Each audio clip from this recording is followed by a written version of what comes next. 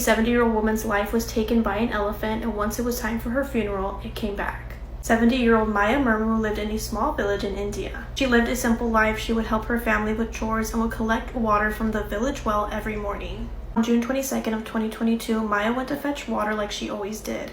But that morning, a wild elephant believed to have wandered from a nearby sanctuary charged at her. It trampled Maya and she died instantly from her injuries. Once the village heard about this, they were heartbroken, shocked, and mourning her loss. Later that night, her family and neighbors gathered for a traditional funeral. As the ceremony was beginning, the same elephant returned. It stormed the gathering and once again attacked Maya's lifeless body. The elephant trampled Maya's body again and then fled into the forest. Nobody knows why that same elephant returned, but many believe that elephants don't forget. They have deep memories and sometimes emotional responses. To this day, no one in that village knows why that same elephant attacked twice or if Maya was just in the wrong place, wrong time. She bit her nose off during a children's pantomime at Butlins. Do you know how terrifying that is for those poor kids? It was April 2013 in Bognor in West Sussex at a Butlins holiday camp. Now, if you don't know what Butlins is, it's basically like a cheaper version of Centre Parks. It's like a family holiday camp where you can go and stay. There's accommodation and there's entertainment for your kids. So really frequently they will have entertainment in the evening. They set up chairs and they do like maybe a play or maybe some kind of dance or entertainment for the kids, and it's just a bit of light-hearted fun. On this particular day, there was a pantomime of Jack and the Beanstalk, and two people were at this particular play, sort of like in the audience watching. There was Tina Love from Dartford in Kent and Julie MacDonald from Buckinghamshire, and they didn't know each other. They were both with like their individual families, and they ended up having an argument that should have honestly been like the most minor disagreement possible, but escalated into sheer horror. It was literally a disagreement about whose table was who. They were having some sort of argument about like one person had sat on a table and they were saying, well, that's our table. And then suddenly, unprovoked, out of nowhere, while this pantomime was going on, Tina launched at Julie and bit her nose off. Bear in mind there's like a crowd of 450 people, including a large majority of children watching. This was a total savage, brutal attack. She bites her nose off and then spits it onto the floor. Obviously there was blood everywhere. There was screaming. Julie was like screaming out in agony. I believe Julie also had her child there to witness this whole thing too. Now Julie was raced to the hospital and the nose was also taken to the hospital and she had to have it surgically sewn back on.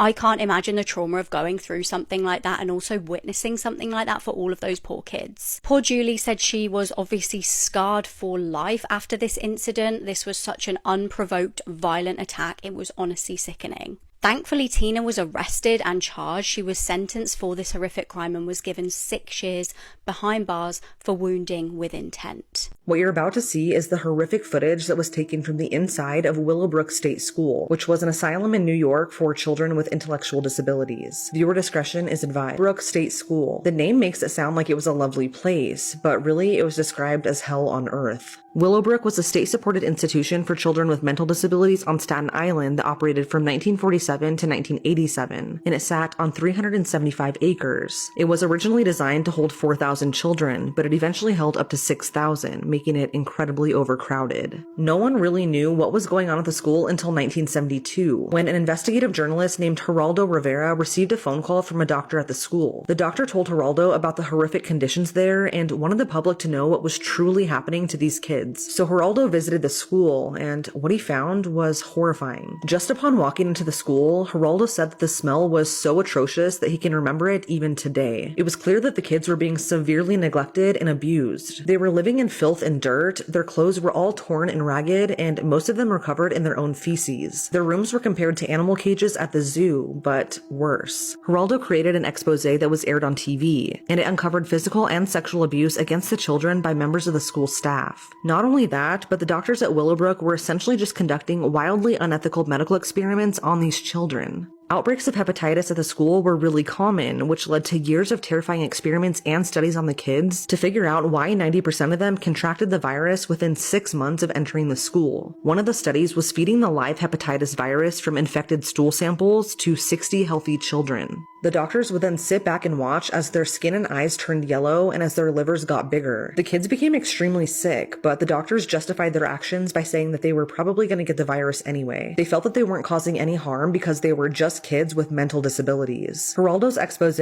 shed light onto how kids and people in general with disabilities are treated. The film is called Willowbrook: The Last Great Disgrace, and it's one of the most disturbing things that I've ever seen. The school was officially shut down in 1987 after public outrage, and parts of the building were eventually used for the College of Staten Island. What's also crazy is the fact that Andre Rand, who is a suspected serial killer and connected to a series of child kidnappings, previously worked at Willowbrook as an orderly. One of his suspected victims, 12-year-old Jennifer Schwager, was found buried in a shallow grave behind Willowbrook, but at that point, the school had already been abandoned. The expose is an extremely difficult watch, but it did spark a lot of change.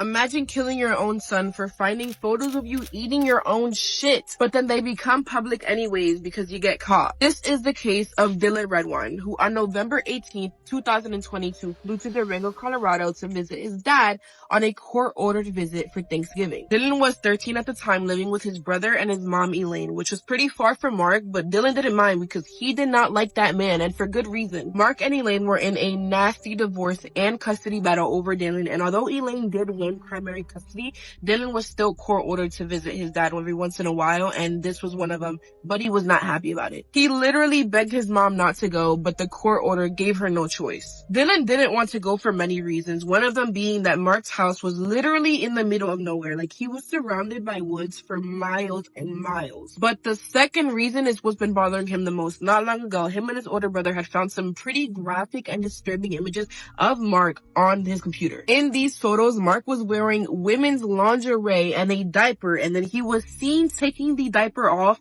and eating his own shit. So obviously this was pretty shocking for the boys to see. Dylan took a photo of it on his phone, and then he was going to plan on confronting his dad about it when he was visiting, but we can guess how that went. On November 18th, security footage shows Dylan arriving at 5:52 p.m. Mark said that they went to Walmart, grabbed some McDonald's, and then headed back to his house. The next morning, Mark claimed that he left for work and left Dylan asleep. When Mark got home a few hours later, he said he found the door wide open, Nickelodeon was still playing on the TV, and that Dylan was nowhere to be found. One of his fishing poles was gone, along with his backpack and his phone, so he assumed that Dylan just went out to go hang out with his friends and maybe go fish for a little while. But a couple hours had gone by, and there was still no sign of Dylan. Hours had gone by, and then Mark decided to file a missing persons report, and then he texted Elaine saying that their son was missing, but then reassuring her that, yeah, I contacted the police. But right off the bat, Elaine knew that something was off, and she immediately started suspecting that Mark had something to do with Dylan's disappearance. She knew Dylan would never go hours without texting her, and then to make matters worse, when she contacted the police department, there was no missing persons report filed. This worried her so much that she literally flew to Durango herself to look for Dylan. As Elaine helped police search for Dylan, there was just more and more signs pointing to Mark hiding something, and both the police and Elaine, they weren't even buying his story. Mark said that when he got home, Nickelodeon was playing on the TV, but she knew that Dylan stopped watching Nickelodeon and he started watching MTV instead. Mark also said that his fishing gear was missing, to imply that Dylan had maybe gone fishing, but Elaine, who actually paid attention to her son, knew Dylan didn't even like fishing. But at this point, nobody could prove that he was involved. At this point, it's been months after Dylan's disappearance, and Mark, Elaine, and Dylan's brother went on Dr. Phil to review the case, even though everyone pretty much knew that he was somehow involved. But on the show, Mark stuck with his story, and he said that he had nothing to do with Dylan's disappearance. Dr. Phil offered him to take a polygraph test to clear his name, and Mark agreed, but off camera he refused, claiming it would be a waste of time. And there would be no movement in this case until 7 months later, when searchers find a Nike Air Jordan shoe, a Fila sock, and a shredded white sock shirt that all belonged to Dylan. And just 8 miles from Mark's home, Dylan's partial remains were found in a trash bag. He had been dismembered. His head was still missing. This is what led authorities to start searching Mark's home, and what they found was just horrifying. Police found traces of blood all over Mark's living room, yet somehow Mark wasn't even arrested. It wasn't until 2 years later hikers had found Dylan's skull. There had been blunt force trauma and sharp injuries confirmed. He most likely died that night he arrived to his dad's house. A lot of people speculate that after confronting his dad about those disgusting photos, Mark probably got into a fit of rage and unalived his own son. 5 years after Dylan's murder in 2017, he was finally arrested, and in 2021, he was convicted of second-degree murder and only got 48 years in prison. But even now, Mark still denies it. He literally shows zero remorse, so it just left Elaine and Dylan's brother with no closure whatsoever. I just cannot stop thinking about Dylan's terror in his final moments, all because he wanted to stand up to his dad. But as always, please be safe out there, because you really never know who has bad intentions nowadays. The goody church girl that unalived her entire family when she was only 16. The Cathy family was seen as wholesome, pure, big church family. Got mom, dad, 2 little brothers, and then an only daughter named Erin who had just started her teenage years. Like I said, they were a big church family. Erin even sang in the church choir. She was homeschooled, really only hung out with church kids. But at the start of high school, Erin started public school. For the first time, she started hanging out with a new crowd and even got a new boyfriend. Erin was only 16 years old when she started dating 18-year-old bad boy named Charlie. Erin's parents did not like Charlie. They felt like he made a terrible first impression, but they still tried to get along with him for their daughter's sake. They invited him to a lot of family dinners. They invited him to church, but they still just felt like Charlie was obsessive and aggressive towards their teenage daughter. Erin's grades were slipping, her attitude was changing, so her parents just felt like it'd be better to sit their teenage daughter down and ask her to break up with her boyfriend. To their surprise, Erin agreed to break up with Charlie to their face. Because behind their backs, Erin ran to her boyfriend Charlie and 2 of her friends, another guy also named Charlie and his girlfriend Bobby, and told them that she wanted her parents dead. Erin was literally begging the 2 Charlies to not only unalive her parents, but her 2 little brothers as well, claiming that her parents abused her and that's why they all had to go. 16-year-old Erin instructed the 2 Charlies to break into her house while her entire family was sleeping. They went to her parents' room first and just started shooting, shot her dad, Terry, 11 times. And then they used a samurai sword on her mother, Penny. And they started searching for Erin's 2 little brothers. 13-year-old Matthew is looking at Charlie, who, remember, has been over to their house many times for dinner, and he's begging, Charlie, why are you doing this? And Charlie said nothing. He just shot the little 13-year-old boy in the face. And then the 2 Charlies found 8-year-old Tyler hiding in his closet, absolutely terrified, and they used the samurai sword on him as well. And don't get me wrong, this entire situation is absolutely evil, but using a sword on an 8-year-old?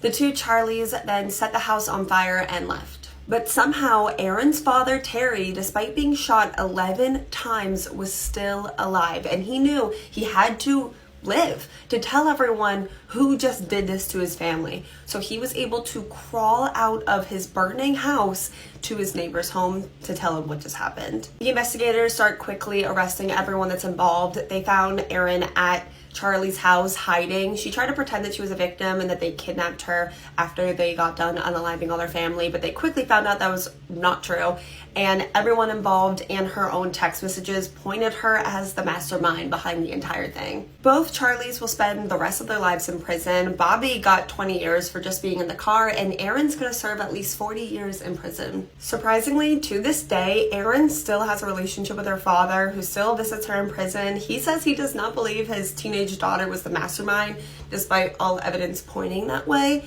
and says that he truly believes that his daughter was manipulated by Charlie. I'm convinced this is the Australian version of the Scott Peterson case. She was pregnant, there was an affair, and he even went out in his boat. So how come nobody's been convicted yet? It was July 2008 in beautiful Burnie in Australia. Helen Munnings was a young, pregnant woman, and despite just being 20 years old, she was actually pregnant with her second child. Now, she'd had her first child, Donovan, with her baby daddy, Adam Taylor, and that was a whole thing in itself. I've done a whole deep dive on all of this on my podcast, The Born Investigation, if you want like an hour-long deep dive into it. But essentially, he was way older than her. He was in his 30s when they met, and she was just 16. So Helen and Adam were having this like on-off relationship, and to be honest, it sounds like he was very much taking advantage of Helen and her feelings towards him, and he was kind of playing her off with another woman. He had 2 kids with this girl called Kaz. He was fully in like another invested relationship.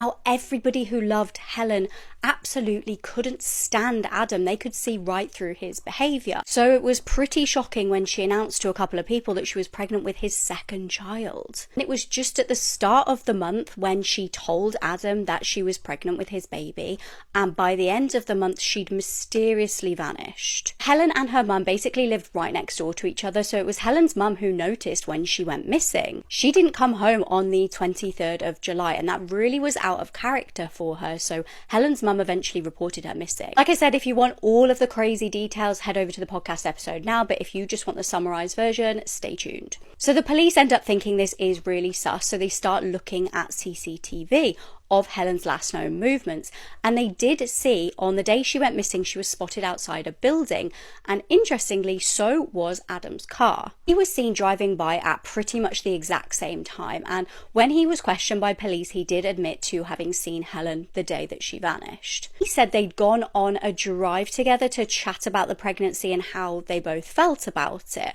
and he also said that she got upset on this journey and she asked him to drop her off by the highway just so that she could go for a walk and clear her head. But this is super sus considering a couple of things. Firstly, he was trying to claim that she'd said he wasn't the father of the baby, which everybody knew was a lie. And B, that was totally out of character. It was the middle of the winter in Australia in July and it was very, very cold. She just usually didn't do that kind of thing. Adam's movements after her disappearance were incredibly sus too. He went home just after 6 p.m. that day and randomly said to his partner that, oh, it looks like somebody has moved our boat from the yard where we keep it to right by the water's edge, so I need to go and get it. But he went to get the boat, and instead of just getting the boat, he gets in the boat, starts it up, and then like drives it round for a bit. He also seemed to be acting a bit weirdly with different vehicles that he had, like moving things from one vehicle to another, and police never searched those cars. One of the most disturbing parts of this case where I'm like, what the hell, is that he had scratches on his arms just after she'd vanished and when the police had interviewed him, but for some reason they didn't collect pictures of this. It's so crazy. And everybody started coming out of the woodwork with crazy stories about Adam. His ex even said he'd held a knife to her throat before, and the current woman that he was dating, this Kaz girl who he had kids with, said that he'd held her by the throat just weeks before Helen vanished. Frustratingly, extensive searches came up with absolutely nothing. There was never any sign of Helen or any sort of remains of her. Now, Helen hasn't used her bank cards, her phone, or anything since she disappeared, so a coroner actually concluded that it is likely that she is sadly dead. Do you think this sounds like the Scott Peterson case or something else? Let me know in the comments. There's obviously loads more detail in the podcast episode if you want theories, if you want the details of the coroner's report. Loads more details are on the Born Investigation podcast. This is one of the most terrifying cases of kids unaliving kids. 2 10-year-old boys that kidnapped and brutally unalived a 2-year-old boy. In February 1993, 2-year-old James Bulger was at the mall with his mom when he vanished in the matter of minutes. His mother, Denise, dropped her toddler's hand for only a few seconds so she'd be able to pay for an item. Obviously, she's frantic. Other nearby shoppers are helping her look for her toddler. The media, the police are called. We're hoping that maybe James was just playing hide or seek or something, but as the hours and hours passed, it became less likely. So they checked the mall security footage, which showed little 2-year-old James by his mom's side and then lured out of the mall by strangers all within 4 minutes. And the 2 strangers that were guiding little James out of the mall were 2 children themselves. Those grainy images were released to the public to try and identify them, but at this point they truly believed that these 2 boys must have been trying to find James's mom. They assumed that these children saw James lost and were trying to help, but tragically they were wrong. Because 2 days later, little James's body was found 3 miles away on train tracks. Honestly, James's body was in such a terrible condition, it's hard to stomach. So if you need to skip ahead a couple seconds, I don't blame you. James's body had 42 injuries, 10 in which were skull fractures. He had been SA'd, there was paint in his eyes, batteries in his mouth, and then after he was beaten to death, they put the 2-year-old's body on the train tracks and a train drove by and severed his body in half. This is one of the most gruesome and heinous acts, and it's shocking to learn that it was committed by children. A local woman was able to identify the 2 boys that were with James. She said that they were troublemakers and were at the mall that day. So police brought these 2 baby-faced 10-year-old boys into questioning, Robert Thompson and John Venables. Knowing how brutal this crime was and that these were the faces of the ones responsible, it's shocking. It's evil. The boys started to kind of confess, but mostly just blaming each other. And then even more shocking, they confessed that this was something they had planned. These 2 10-year-old boys went to the mall that day knowing that they wanted to kidnap and unalive a little boy. Like what? They both went to trial. Robert Thompson showed no emotion and no remorse.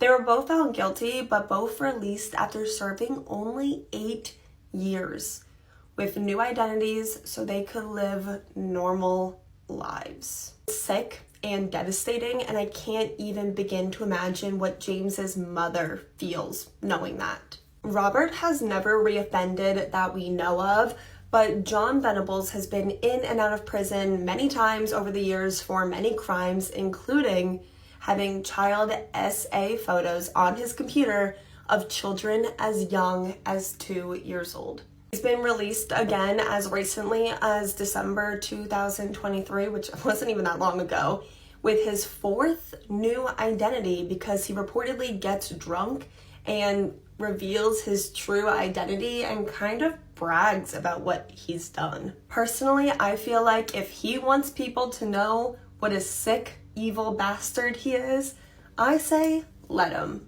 A horrifying crime of unimaginable and inexplicable horror. That is how news reporters would describe this case. The police would describe it as one of the worst that they had ever witnessed. I'm True Crime Caitlin, and this is the Clark family murders. 20-year-old Hannah Clark met 31-year-old Rowan Baxter in 2008. Hannah was described as a happy, fun-loving, bubbly young woman who had a keen interest in fitness. This was an interest that she and Rowan shared. He was actually an ex-rugby player.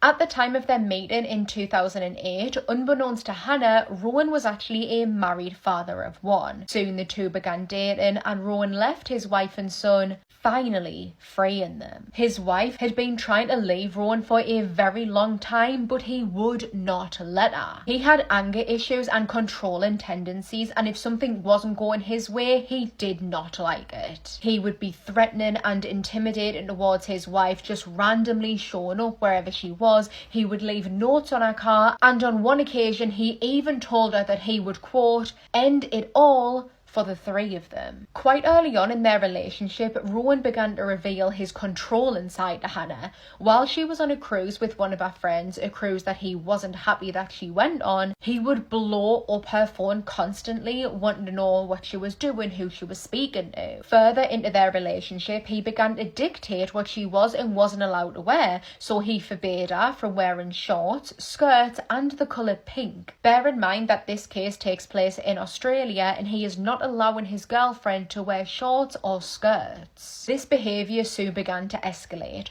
Rowan tried his best to isolate Hannah away from her family. When she was pregnant, he slammed something into her legs. On one occasion, he almost broke her wrist. And he would use the children as weapons. If Hannah did something that Rowan wasn't happy with, he would just scoop up the children and leave, not answering the phone and not telling her where he'd gone. By 2020, the couple had 3 children, 6-year-old Alia, 4-year-old Lena, and 3-year-old Trey. They all lived together in Brisbane, Australia, and from the outside looking in, they appeared to be the perfect happy family. The couple owned some businesses together, they opened up some gyms, the family would go on holidays, they were always smiling and posing in some beautiful photos. The children were lovely, they were very bright, and they also shared their parents' fondness of being active. Unless you were in their inner circle, you would have no idea what was really going on behind closed doors. On the 19th of February 2020, 33-year-old Hannah is loading all 3 of the children into her car from her parents' home. She has finally left Rowan and moved out of their home to go and live with her parents, taking the 3 children with her. And as you can imagine, Rowan didn't take that well. Hannah was terrified of him, so terrified in fact that she got a protective order out against him. Being distracted by fastening all 3 of the children safely into their car seats, she didn't notice Rowan parked on the other side of the street, watching her, waiting. When Hannah climbed into the driver's seat, before she even had a second to realise what had gone on, Rowan ripped open the passenger side door and dove into the seat, slamming the door behind him. Hannah screamed and demanded him to get out of the car, but he wouldn't. Instead, he demanded her to start driving, clutching a jerry can full of petrol in his fist. Out of fear, Hannah pushed the car into gear and pulled off the driveway, searching for any opportunity that she could to find someone who might be able to help her. Hannah quickly put down the window and desperately screamed at Michael, saying, quote, "Please call the police, he's trying to kill me, he's poured petrol on me." And in that moment, with just a flick of his wrist, Rowan doused the entire car in petrol, including himself and his 3 children in the back seat, before flicking a lighter, igniting all of them. Witnesses described hearing almost an explosion and compared the sound to a bomb going off. Michael raced to the car, which was like a burning ball of fire, and from inside he could just there see that Hannah was trying to escape, but she couldn't. Rowan was holding her back, both of his arms covering her full body. As Michael pulled on the door handle, Hannah leaned on it and she tumbled out of the car onto the pavement, and she was on fire. Following Michael's instructions, she began to roll around on the floor as he's hosing her down. She was frantically screaming something that he couldn't quite understand. Once the flames had extinguished off of Hannah, Michael went round to the other side of the car where he saw Rowan, and 2 began to hose him down with water. Looking back into the car, nothing was really visible apart from orange flickering flames and smoke. Michael having no idea that the 3 children were still in the back seat. By now, the police had been called and other witnesses were quickly arriving, aiding in trying to get this fire under control. One woman even went into her garage to get a fire extinguisher, but a badly burnt Rowan started to become aggressive with the witnesses, and after he climbed back into the car and retrieved a knife, some of the witnesses began to back off out of fear. Clutching the knife in his hands, he would kneel on the floor and plunge the knife into his own chest. Other people who were there, who were saying to Hannah, who was lay on some grass at this point, clinging onto life, recall her asking if anyone managed to get her children out of the car, if anyone was able to save them. When help arrived, she would be rushed to the hospital, where it was determined that she had sustained up to 80% burns across her entire body. She managed to give the police a statement telling them exactly what happened before succumbing to her injuries shortly before 6 p.m, dying in the hospital. All 3 of the children, Alia, Liana and Trey, were pronounced dead at the scene. By the time the fire services arrived, the fire was so ferocious, red hot. Again, Rowan had used accelerant to light this fire. They said that the children were well past saving. Resuscitation attempts were made to try and revive Rowan, however these were futile and he was pronounced dead at the scene. From the investigation and information retained from Rowan's phone, we know that the murder of Hannah was a premeditated murder. He had planned to kidnap her before setting her on fire. CCTV footage would capture him buying zip ties, cleaning products, and 3 Kinder bars. His plan being to kidnap Hannah, murder her, and then lure the children away with the chocolate. I just wonder what was his intent with the knife that he eventually used on himself. Rowan had single-handedly committed a quadruple murder because he couldn't accept that Hannah wanted to leave him. He couldn't accept that loss of control.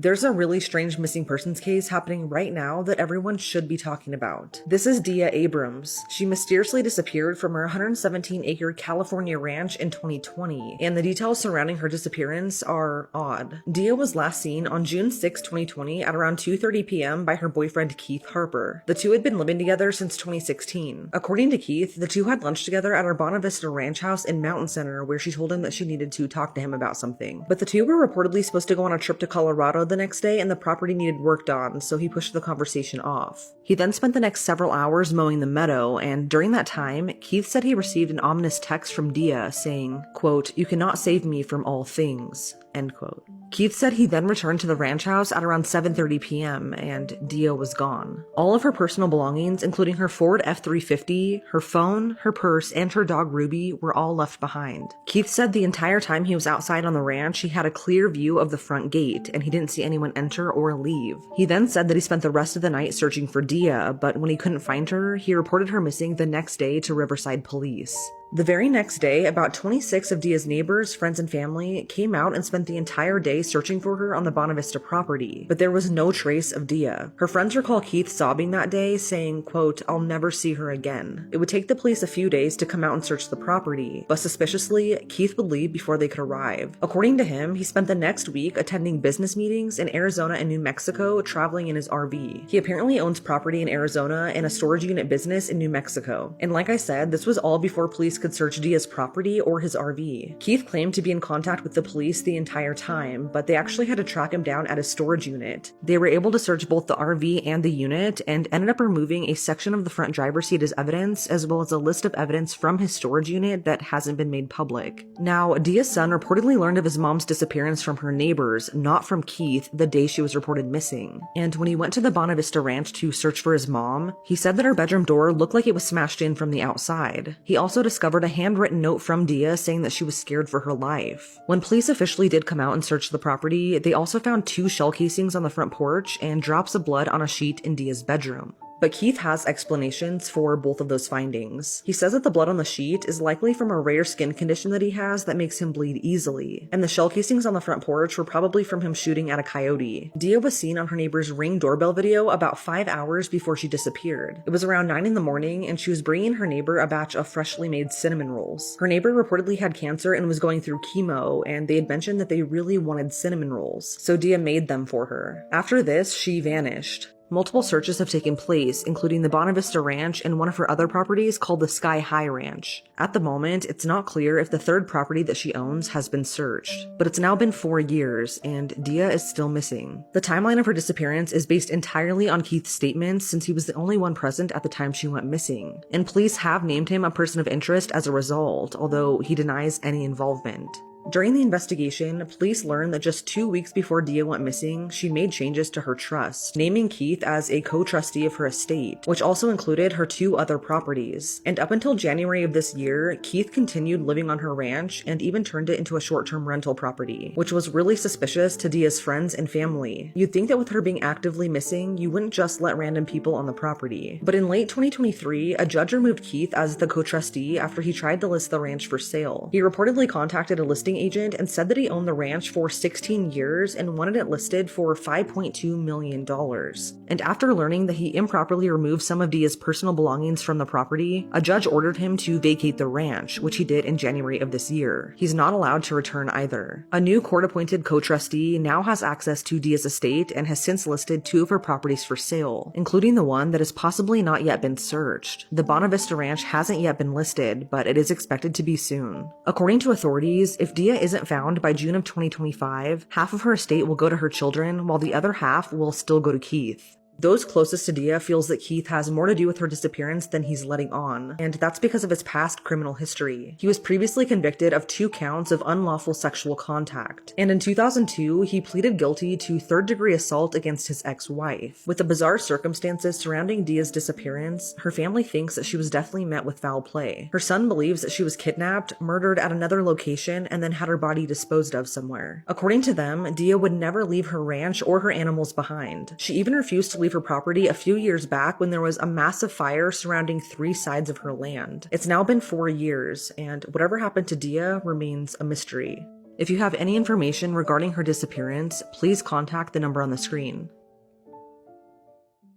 She went from being an OnlyFans model where she dubbed herself the fake Barbie girl to a convicted killer. I'm True Crime Caitlin, and this is the murder of Bradley Lewis. Bradley and Abigail met in 2014 when she was 14 and he was 15. The two were friends for around about 2 years before they officially started dating. Bradley would be described as a very typical lad's lad. He loved to go out and spend time with his friends, having fun. He was very well liked by everyone who knew him and in general was described as an all-round nice person. Abigail, however, was strikingly different. She had a very rocky childhood and both witnessed and was the victim of abuse. She was eventually sent to live with her grandparents, but what she had saw had already made its mark on her. She was often excluded from school due to bad behaviour, and by the time she was 13 years old, she was already on antidepressants. In her adult life, she really struggled to hold down a typical day job, and that is when she turned to OnlyFans, where she started doing S-model work, dubbing herself the fake Barbie girl. Within her first year, she was very successful, making around about £50,000.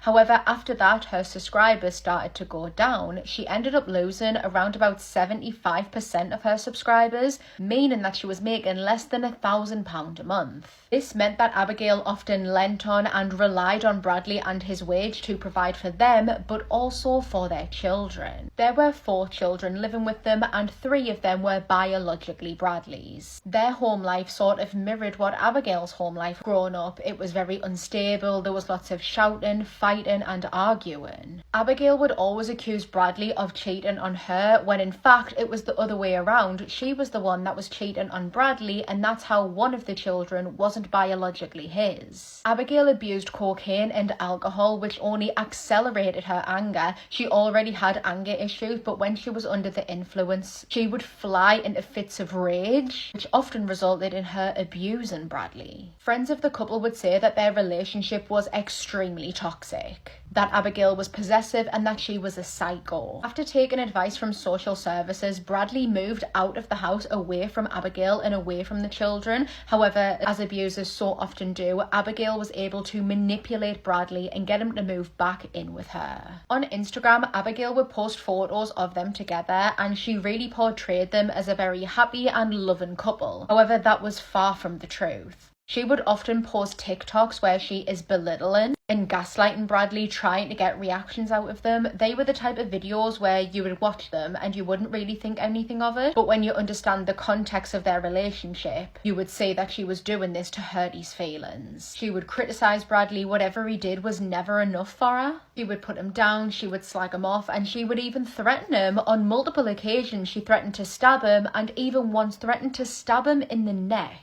On the 19th of March 2021, after an explosive argument, Abigail proved that her threats were real when she stabbed Bradley in the arm. The injury that he sustained was so severe that he actually had to go to hospital, but he wasn't truthful about how he sustained the stab wound. He said that it was an accident that happened at work because he didn't want to get Abigail in trouble. To his friends, Bradley would be quite open in telling them that he did not want to be with Abigail anymore, but he felt tied to her because they had the 3 children. 6 days later, on the 25th, Bradley finally decided that he was done. They met up where he told Abigail that he wanted to end things, and as expected, this made her furious. Bradley, Abigail and some of their other friends were sat in a pub in a beer garden, and it was obviously written all over Abigail's face that she was not in a good mood. She had had a couple of drinks, she was under the influence of cocaine, and she was taking her anger out on anyone who crossed her path. She got into several arguments with other people in the pub. She actually smacked one man who in return smacked her back, and because Bradley didn't do anything about it, she smashed a glass over his head. Even when some of their friends were trying to separate Abigail and Bradley, she responded by spitting at them. At one point during their few hours there, Bradley would be found inside of the men's toilets crying, saying that he had to get away from Abigail and that he was scared of her. A mutual friend of the couple dropped them off at home at around about 7:50 p.m. and one of the final things that Bradley said to him was, quote, "I'm dead when I get home." Shortly after 8:10 p.m, so only about 20 minutes after being dropped off,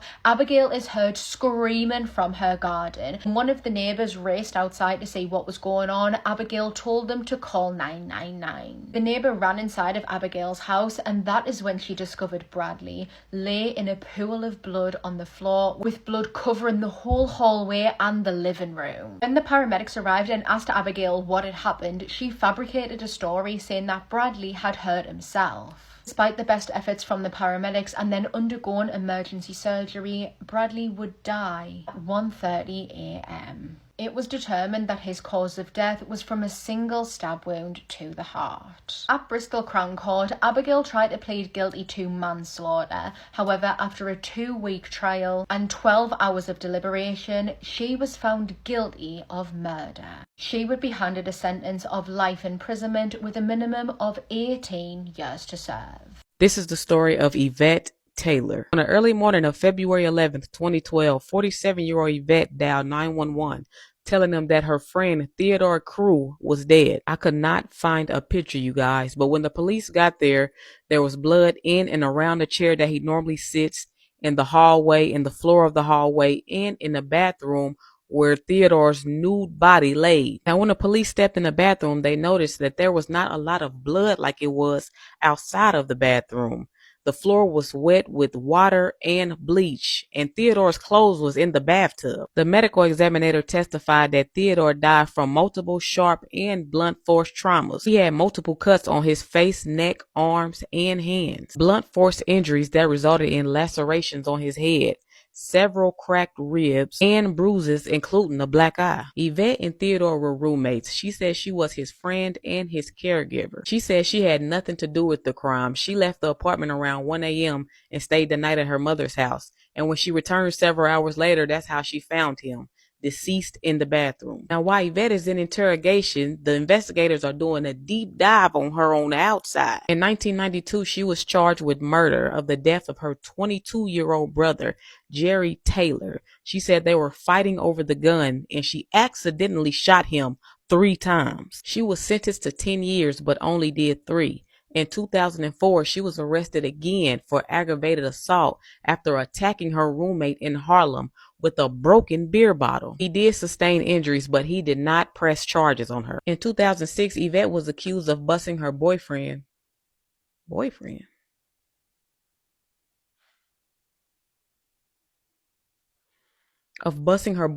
in the head with a bottle, but he did not press charges on her either.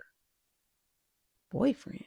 Back at the apartment, neighbors told investigators that they heard cussing, grunting, and scuffling around 1 to 2 a.m. in the morning. One neighbor said the noise was so loud that he was going to call the authorities. He said it sounded like something was getting dragged across the floor. Investigators questioned Yvette's mother. Now, she did confirm that Yvette stayed the night over there, but she took it back and said that she did not come over until the morning, and she had a bag in her hand when she came. Yvette's mom lived in the same apartments but on a different side. The bag Yvette had was found in a wooded area in the back side of those apartments, and it contained bloody clothes and a box cutter. Yvette was arrested that same day. Her trial was almost exactly a year later. She pled insanity, went under a psychological evaluation, and it came back that she was schizophrenic. And she told an inmate that she admitted that she did cut him, but she said, "I did not kill him." But on February 8th, 2013, Yvette Taylor was sentenced to life without the possibility of parole because of her long time pattern of aggression. But what y'all think was going on with them though? You think they was messing around? Cause I'm still stuck on boyfriend. The youngest kid ever sentenced to death for the murders of 2 girls ended up being innocent, but was already killed before he got justice. George Steiny was falsely convicted and murdered by the U.S. at only 14 years old. March 24th, 1944, 2 little girls, Betty, who was 11, and Mary, who was 7, approached George and his sister Amy when they were playing outside. They asked if they knew where a certain flower was, but being that they were white and George and his sister were black, they immediately walked away from the girls since that wasn't the ideal friendship back in the 40s. A few hours later, Betty and Mary never got back home. Police started searching everywhere, and George had let them know that he saw the girls earlier in the day with his sister, but nothing past that. The next day, both Mary and Betty's body were found in a shallow grave, and George was arrested for their murders. Prosecutors did everything they could to shape and mold all of the evidence so George can look guilty and then get locked up at the age of 14. If y'all haven't watched the show When They See Us or the movie The Green Mile, then you should. Both films align with the injustice that they suffered through. Investigators and lawyers brainwashed 14-year-old George to confess and plead guilty to the girl's murder and rape, which led to a trial of only 2 hours. He stated that he did beat the girls to death, even though none of the evidence linked George to the crime at all. The jury found him guilty after 10 minutes. 10. It took them barely any convincing. There's 2 little white girls who were murdered, a room full of white men and women, and a black boy who was last seen with them. That is all the proof that they needed. For 81 days, he was left alone. He was 80 miles away from his parents when they weren't even allowed to see him because of the color of their skin. Lawyers and investigators spoke to him alone the whole time. He didn't know right from wrong, only to listen to the elders, which would lead him straight to the electrical chair at 14 years old. George was murdered with 2,400 volts of electricity going through his body. He was so small that the oversized helmet literally slipped on his face and you could just see the tears falling down. He died on June 16th, 1944. His family got threatened on so many levels, even past his death. His father got fired from a job. They were forced to move away, leaving everything, including their own son, in a jail. They got threatened to death as well, but it wasn't until 2014, 70 years later, where his sister, his family, none of them gave up on him. They were able to finally prove his innocence in the same state that took his life away. The weapon that the 2 girls were killed with weighed over 40 pounds, meaning that it was impossible for George to be able to lift it, let alone hit them hard enough to kill them. His family never gave up on him, especially his sister. I cannot imagine the guilt that she held her entire life knowing that her brother got murdered for something that he didn't even do. This is the story of Clayton Lockett. On June 3rd, 1999, Bobby Burnett was asleep on his couch at his home when his door was kicked in by 3 men. Clayton Lockett, Alfonso Lockett, which is his cousin, and their friend Sean Matthews. Bobby owed Clayton some money and they were coming to collect. They duct taped his hands and his feet and ransacked the place while his 9-year-old son slept in the next room. The men were looking for drugs and anything they could sell, but while they were ramshacking the place, Bobby's 2 friends paid him a visit, Stephanie Neiman and Summer Hare. Summer went to the door while Stephanie stayed in the truck. Not knowing what's going on, Clayton forces Summer inside of the home. He hit Stephanie with the butt of the gun and forced her to go get Stephanie out of the truck. Once Stephanie was inside, she was hit several times by the butt of the gun because she wouldn't give up her keys to her truck. She finally gave him up and was duct taped and put right next to Bobby. Her friend Summer was taken to the back room. She was SA'd by each man individually. When they were done, Clayton grabbed a shovel from the garage and split them up into 2 groups. One group in Stephanie's truck and the other group in Bobby's truck. Once they got to a secluded destination, Clayton told Stephanie, Summer, and Bobby that one of them have to go. And Stephanie said, "If you let me go, I'm going straight to the police." That made the pick easy for Clayton. His 2 accomplices dug a hole and Clayton walked her to it. He shot her 1 time, but his gun jammed. He fixed the jam and shot her again, but Stephanie still did not die. With no more bullets, they decided to bury Stephanie alive. Clayton took Bobby and Summer back to Bobby's house, and he threatened if they went to the police, he would kill them. The next morning around 9 a.m., Bobby went to the police anyway. He told them everything. He even mentioned that Clayton still had his truck. It didn't take the police no time to find the 3 because they did not separate. They all was at Sean's house with Bobby's pickup truck in the front. The 3 were arrested that same day and charged with robbery, SA, kidnapping, and murder. But Clayton, in that interrogation room, he did not hold back not one detail. When I say this man, he took them police on a play-by-play. He told them everything. I know his accomplices were, that was a 30-minute interrogation. I listened to the whole thing.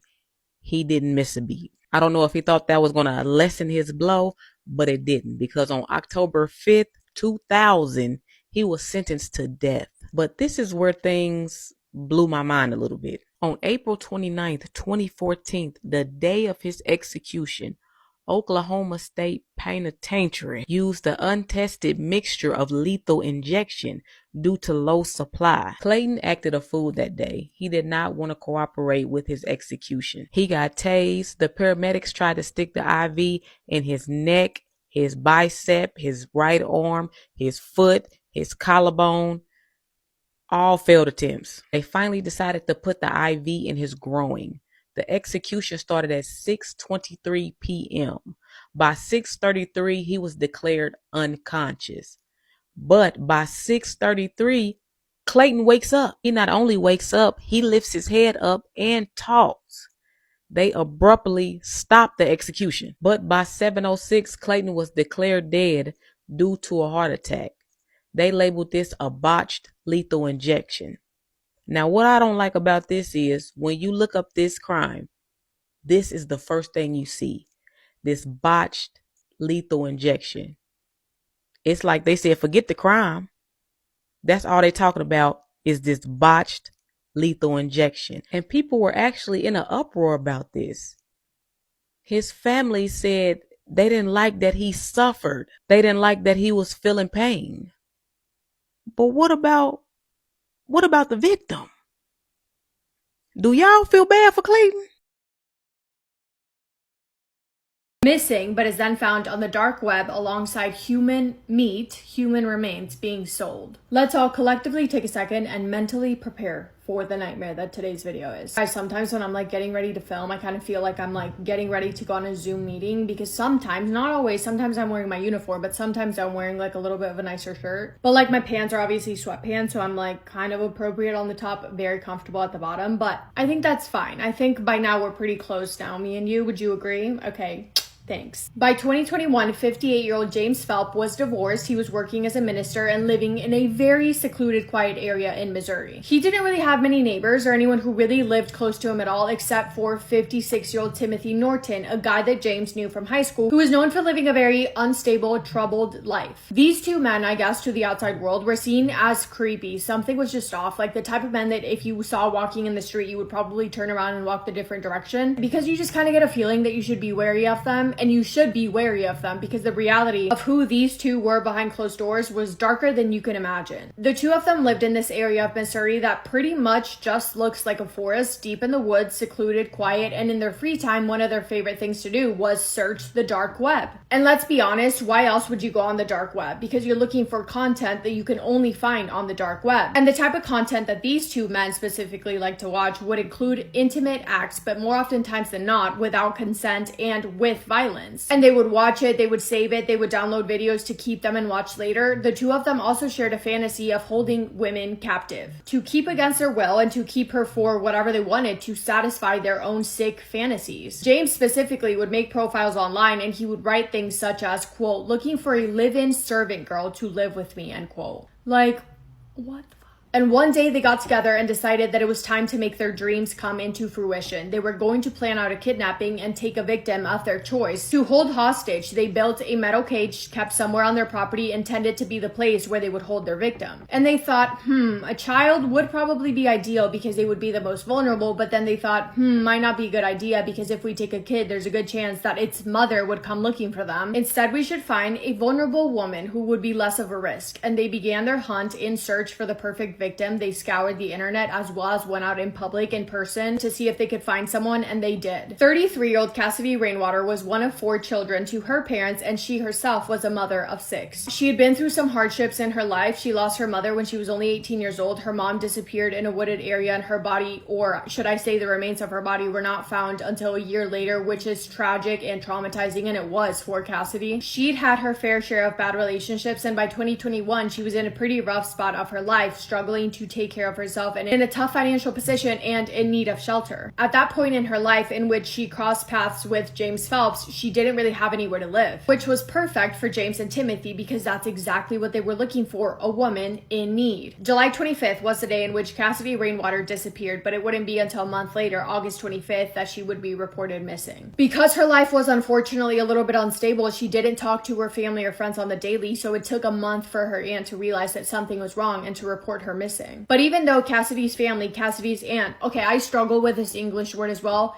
aunt or aunt. I can never say aunt. But even though her aunt, see, now I'm saying it too many times to the point where both of them sound weird. But even though Cassidy's aunt didn't know what she did on the day-to-day, she did know about a new friend that Cassidy had made, a man called James Phelps. And after thinking about it for a little bit, her aunt realized that the last time that she saw Cassidy was getting into a vehicle to go hang out with her new friend James. But she never returned, so when her aunt reported her missing, she told them the last time that she saw her, she was with James. And officers think, okay, this is a start, that was helpful, so they head out to James's remote cabin in the woods in search of Cassidy. When they get there, James opens the door and he confirms that he does know Cassidy. He says that Cassidy had been living with him, but according to him, the month prior, Cassidy just drove off and left, and he hadn't seen her since. And officers, I guess, didn't really have much of a reason to think that he would be lying, although in my opinion, James is a pretty sus guy. But officers, I guess, didn't think so, so they left, and for the next month, there was really no movement on the case. That was until September 16th of 2021. On that day, the FBI contacted the Dallas County Sheriff's Office saying they had received an anonymous tip that a woman was being held captive in a cage on a property that was rented by a man called James Phelps. That information came from images that were circling around the dark web, images of a woman being held captive, wearing close to nothing, covered in injuries, tied up and chained in a cage in the middle of the woods. Those images were real, and now investigators were tasked with figuring out who that woman was. They started looking into cases of unsolved missing people and came across the profile of 33-year-old Cassidy Rainwater. They compared a picture of Cassidy to those pictures that had been posted on the dark web of the woman who was in clear and obvious distress and realized it was her. Officers worked as fast as they could to get a search warrant for James's property as well as for his cell phone, and when they searched his phone, they found those images. Cassidy had been held captive in a metal cage and treated in the most inhumane ways, subjected to extreme cruelty at the hands of James, and from just searching his phone, they had enough to arrest him and take him into custody. And by that point, they had learned about James's best friend, a man called Timothy, who lived right next to him, and they had reason to suspect that he was involved in this as well, so he was also arrested and taken into custody. But would you believe me if I told you that we have not even gotten to the most disturbing part yet?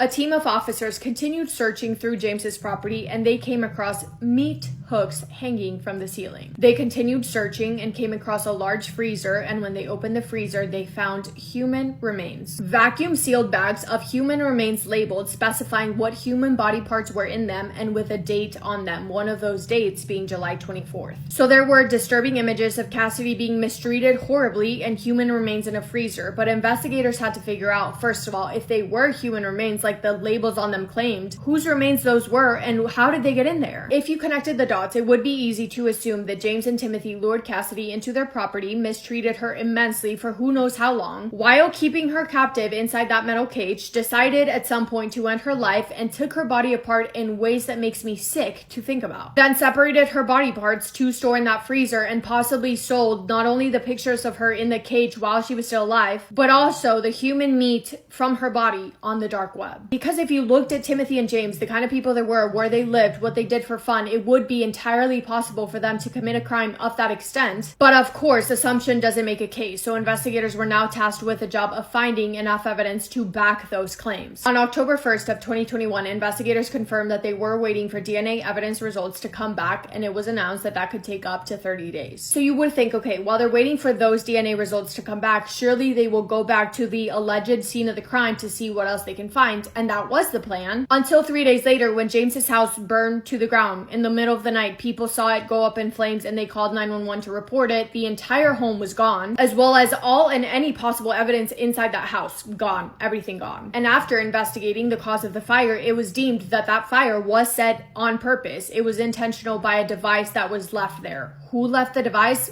We don't know. The following month, investigators received the DNA results back, and it was heartbreakingly confirmed that those remains did belong to 33-year-old Cassidy Rainwater. It was a shock to her family member. Of course it was. It's shocking as it is when someone loses their life so young, even more shocking when it's at the hands of someone else who ended their life with intention, but even more shocking when you hear how mistreated they were even after the death. Taken apart to store in plastic bags for what? To satisfy the disgusting fantasies of a sick person. Nearly 4 months after Cassidy Rainwater disappeared, the charges against Timothy and James were upgraded to first-degree and abandonment of a corpse. And after way too long of investigators attempting to get a confession, they did. Timothy was the one who broke, and he told police what really happened. Well, I guess only partly of what really happened. He said that one night James woke him up and told him that he needed help restraining Cassidy. When Timothy followed James walked him over to his cabin where Cassidy was sleeping. Timothy then held her legs down as James wrapped his hands around her neck in an attempt to end her life. He then proceeded to place a plastic bag over her head, unaliving her. The two men then took Cassidy's body outside, hung her from a metal crane, and began taking her body apart, removing her organs and ultimately separating her body into pieces. Timothy claimed James then instructed him to carry the body parts back inside into the bathtub, and for the following days the two of them were attempting to clean up the crime scene and began to store the human remains to place in a plastic bag to then place in the freezer. Vile, truly vile. I don't even know what other words I would use to describe these two men. Both of them accepted a plea deal and were sentenced to life in prison without the possibility of parole. And honestly, even though they will be behind bars for the rest of their life, it still makes me feel so uneasy that we don't really know much of what happened. We don't know their motive. We don't know how or why or when they picked Cassidy to be their victim. We don't know what she was put through before her death. And we don't even really know the extent of everything they put her through after her death. But honestly, is it better not to know? Is it better that her family did not have to sit through a trial because the two men pleaded guilty? I don't know. Closure and justice to everyone looks differently, but in my opinion, a lifetime behind bars doesn't even compare to the pain and suffering that Cassidy's loved ones will have to face for the rest of their lives because of the idiotic decisions of Timothy and James. A memorial service was held for Cassidy Rainwater by her loved ones, and I want to end this video with some words from her loved ones to remember her by. Cassidy was raised in the Lebanon, Missouri area and had a very outgoing and large personality. She was a fun person to be with, and she enjoyed having a good times and going to the river. She loved God and she loved her family. Her children were very special to her, and she did the best she could in showing them love. Cassidy also enjoyed writing poetry and singing, which she began at an early age. Her loss is deeply felt by her family, and she will be so missed, yet we know that she lives on in them, in their memories, and in their love for each other. No matter how many videos of these I do,